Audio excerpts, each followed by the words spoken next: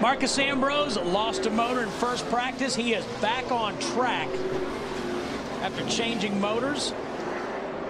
And all they want to do is just make a few laps with this thing. Just make sure nothing leaks, the clutch is clutching, the throttle's throttling, all the things, all the nuances that go at road course racing. Don't need to get out there and get mixed up with anybody. So now this would be 41 of our 43 starters participated in this practice session. Only the two cars involved in that little pit road exit situation in the first practice, John Andretti and David Gilliland. 20 road course wins in 2 seasons for Marcus Ambrose in the Australian V8 Supercar Series.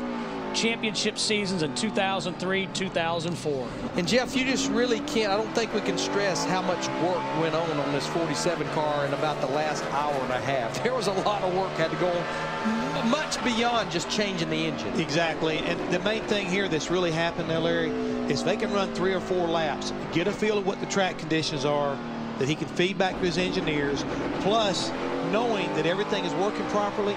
Peace of mind for this driver right here as far as the night's concerned. At least he'll be able to come back in and say, guys, either we're going to be close or we got a lot of work to do between now and the top of the green flag. But he's laying chase pretty good to that 48 car, Jimmy Johnson. And Larry, you made the point.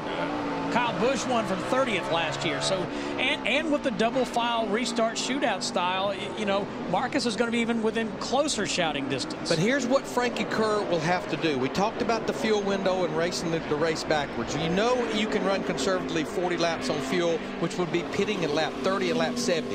What they're going to have to do is roll the dice and back those numbers up and bank on cautions as this practice comes to a close. Maybe he wants to pit at lap 26 and try to stretch that number out. And in the perfect world, you make your pit stop first, and then a caution comes out. Everyone else has to come to pit road, and you've got that track position. Well, he only got 2.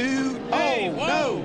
Oh, man, red flags are out, and everybody checked up. And right now, there might be a little bit of damage to the 47 car. There is damage. There's damage to the front of the 47, and I think quite a bit of damage to the back of that 48 car. The first bump I would have thought accidental. The second one looked... And I just got out of my mouth, don't go out there and get mixed up with nobody. Exactly. They just won't listen to Larry Mack.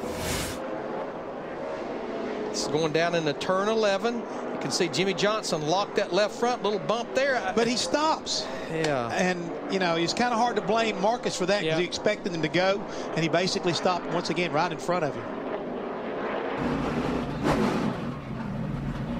Yep. It's like, what are you doing stopping in turn 11? We'll see a lot of that tomorrow.